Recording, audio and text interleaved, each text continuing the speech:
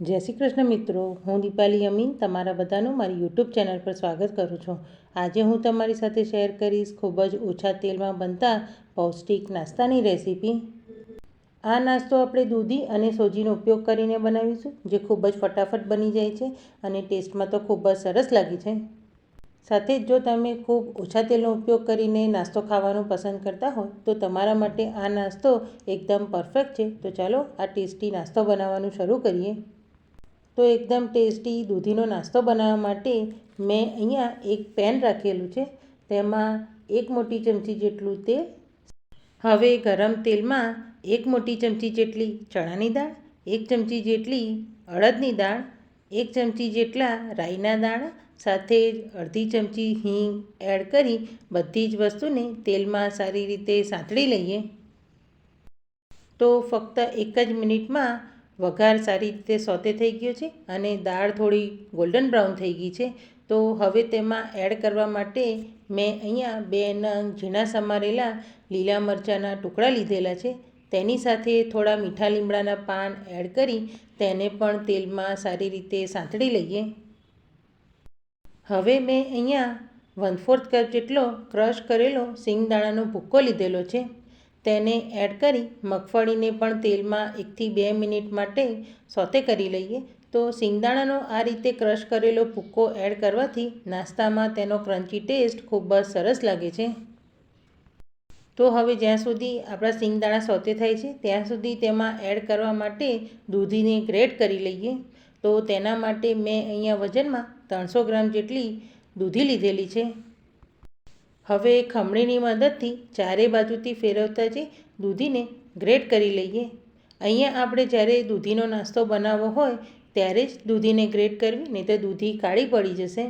તો હવે તમે જોઈ શકો છો કે મેં દૂધીને ગ્રેટ કરી લીધેલી છે અને તેમાં વચ્ચે રહેલા બીના ભાગને આપણે એડ નથી કરવાનો। તો હવે ગ્રેટ કરેલી દૂધીને લઈ લઈએ અને પેનમાં એડ કરી દઈએ। તો ફક્ત 1 મિનિટમાં જ આપણા સિંગદાણા પણ સારી રીતે સોતે થઈ ગયા છે। તો દૂધીને એડ કરી ફક્ત 2 મિનિટ માટે તેલમાં સોતે કરી લઈએ। હવે મસાલામાં સ્વાદ મુજબ મીઠું એડ કરી સારી રીતે મિક્સ કરી લઈએ। અહીંયા આપણે દૂધીને વધુ પડતી સોતે કરવાની નથી, તે થોડી સોફ્ટ થાય ત્યાં સુધી જ તેલમાં કૂક કરવાની છે। તો 2 મિનિટમાં જ દૂધી સારી રીતે કૂક થઈ અને સોફ્ટ થઈ ગઈ છે। તો હવે ગેસની ફ્લેમ બંધ કરી દઈએ અને તૈયાર થયેલા મિક્સરને ઠંડુ કરવા માટે મોટા વાસણમાં ટ્રાન્સફર કરી લઈએ। હવે મિક્સરને હાથ અડાડી શકાય તેટલું ઠંડુ કરી લઈએ। તો લગભગ 5 મિનિટનો સમય થઈ ગયો છે અને મિક્સર હાથ અડાડી શકાય તેટલું ઠંડુ થઈ ગયું છે। હવે મેં અહીંયા 1 કપ જેટલી સોજી લીધેલી છે। જો તમારી પાસે સોજી ન હોય તો તમે ફાઇન રવાનો પણ ઉપયોગ કરી શકો છો। તો હવે તેને એડ કરી દઈએ અને બધી જ વસ્તુને સારી રીતે મિક્સ કરી લઈએ। અહીંયા આપણે આ મિક્સરને બાઇન્ડ કરવા માટે પાણી એડ નથી કરવાનું, દૂધીમાંથી પાણી રિલીઝ થશે, તેના વડે જ આપણું મિક્સર બાઇન્ડ થઈ જશે। તો તમે જોઈ શકો છો કે બધી જ વસ્તુ સારી રીતે મિક્સ થઈ ગઈ છે અને તૈયાર થયેલા મિક્સરને હાથમાં લઈ પ્રેસ કરીને જોઈએ તો તે સારી રીતે બાઇન્ડ થઈ જાય છે। મતલબ કે 1 કપ સોજીનો માપ 300 ગ્રામ દૂધી સાથે એકદમ પરફેક્ટ છે। હવે મેં અહીંયા 2 મોટી ચમચી જેટલા ઝીણા સમારેલા કોથમીરના પાન, તેની સાથે 2 મોટી ચમચી જેટલું દહીં લીધેલું છે, તેને એડ કરી ફરીથી બધી જ વસ્તુને સારી રીતે મિક્સ કરી લઈએ। જો તમે આ રીતે મિક્સર તૈયાર કરતા હોય અને દૂધીમાંથી વધુ પાણી રિલીઝ થતું હોય તો તેમાં 1 થી 2 ચમચી જેટલો રવો કે પછી ચોખાનો લોટ એડ કરી આ રીતે પરફેક્ટ કરી લેવું। તો હવે તમે જોઈ શકો છો કે બધી જ વસ્તુને મેં સારી રીતે મિક્સ કરી સોફ્ટ ડો બનાવીને તૈયાર કરી લીધેલો છે। હવે મેં અહીંયા અડધી ચમચી જેટલો બેકિંગ સોડા લીધેલો છે, તેને એડ કરી સારી રીતે મિક્સ કરી લઈએ અને હવે તૈયાર થયેલા મિક્સરમાંથી થોડું મિક્સર હાથમાં લઈ મુઠિયા જેવા શેપમાં તૈયાર કરી લઈએ।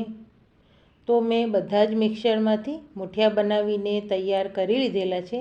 હવે આપણે આ મુઠિયાને સ્ટીમ કરવાના છે। તો તેના માટે મેં અહીંયા એક પ્લેટ લીધેલી છે, જેમાં થોડું તેલ લગાવી તેને ગ્રીસ કરી લીધેલી છે। હવે તૈયાર કરેલા મુઠિયાને તેમાં એડ કરી દઈએ.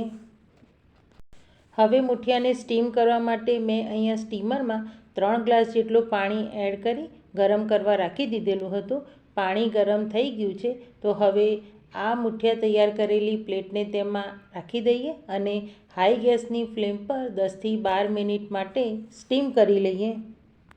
તો લગભગ 12 મિનિટનો સમય થઈ ગયો છે અને ઢાંકણ ખોલી અને મુઠિયાને જોઈએ તો તમે જોઈ શકો છો કે તે સારી રીતે સ્ટીમ થઈ ફૂલી ગયા છે.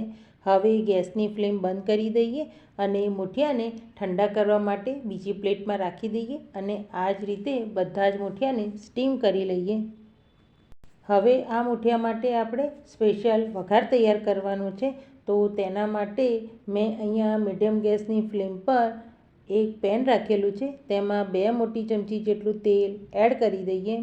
હવે ગરમ તેલમાં 5 ચમચી જેટલી રાઈ, 1 મોટી ચમચી જેટલા સફેદ તલ, 2 નંગ લીલા મરચાંના ટુકડા એડ કરી દઈએ. તેની સાથે 8થી 10 નંગ જેટલા મીઠા લીમડાના પાન એડ કરી વઘારને સારી રીતે સોતે કરી લઈએ. હવે મેં અહીંયા 2 નંગ લીલી ડુંગળીને ઝીણી સમારી લીધેલી છે, તેને એડ કરી સારી રીતે સોતે કરી લઈએ. જો તમારી પાસે લીલી ડુંગળી ન હોય તો તમે એક મીડિયમ સાઇઝની ડુંગળીને ઝીણી સમારીને કટ કરી એડ કરી શકો છો.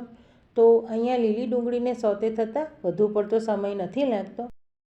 તો ફક્ત અડધી મિનિટમાં જ લીલી ડુંગળી પણ તેલમાં સારી રીતે સોતે થઈ ગઈ છે. હવે મેં અહીંયા 2 મોટી ચમચી જેટલો સંભાર મસાલો લીધેલો છે, તેને એડ કરી સારી રીતે મિક્સ કરી લઈએ. તો અહીંયા નાસ્તામાં સંભાર મસાલાનો ટેસ્ટ ખૂબ જ સરસ લાગે છે. તો મસાલો પણ તેલમાં સારી રીતે મિક્સ થઈ ગયો છે. તો હવે આપણે જે મુઠિયાને સ્ટીમ કરીને ઠંડા કરી લીધેલા છે તેને એડ કરી દઈએ અને બધી જ વસ્તુને સારી રીતે મિક્સ કરી ફક્ત 1થી 2 મિનિટ માટે કૂક કરી લઈએ, જેથી મુઠિયા થોડા ક્રિસ્પી થઈ જશે. તો હવે તમે જોઈ શકો છો કે આપણો એકદમ ટેસ્ટી વઘાર મુઠિયા સાથે કોટ થઈ ગયો છે અને આપણો એકદમ ટેસ્ટી નાસ્તો પણ બનીને તૈયાર છે. તો ગેસની ફ્લેમ બંધ કરી દઈએ અને ઉપરથી થોડા ઝીણા સમારેલા કોથમીરના પાન એડ કરી સારી રીતે મિક્સ કરી લઈએ. તો હવે તૈયાર થયેલા નાસ્તાને સર્વ કરી લઈએ. તો જોઈને ફ્રેન્ડ્સ તમે કે ખૂબ જ ઓછા તેલનો ઉપયોગ કરી દૂધી અને સોજી સાથે નાસ્તો બનાવવો કેટલો સરળ છે. જો તમે ઓછા તેલનો નાસ્તો ખાવાનું પસંદ કરતા હો તો તમારા માટે આ નાસ્તો એકદમ પરફેક્ટ છે અને બાળકોને પણ આ નાસ્તો ખૂબ જ ગમશે. તો તમે પણ એકવાર તેને જરૂરથી ટ્રાય કરી તમારો એક્સપિરિયન્સ મને કમેન્ટ સેક્શનમાં જરૂરથી બતાવજો. અને જો તમને મારી આ રેસીપી રિટર્નમાં વિડીયો સાથે જોઈતી હોય તો મેં વેબસાઇટની લિંક ડિસ્ક્રિપ્શન બોક્સમાં આપેલી છે. અને જો તમને મારી આજની આ રેસીપીનો વિડીયો પસંદ આવ્યો હોય તો તમારા ફેમિલી ફ્રેન્ડ સાથે શેર કરી મારી ચેનલને લાઇક, કમેન્ટ કરી સબસ્ક્રાઈબ જરૂરથી કરજો. Thank you.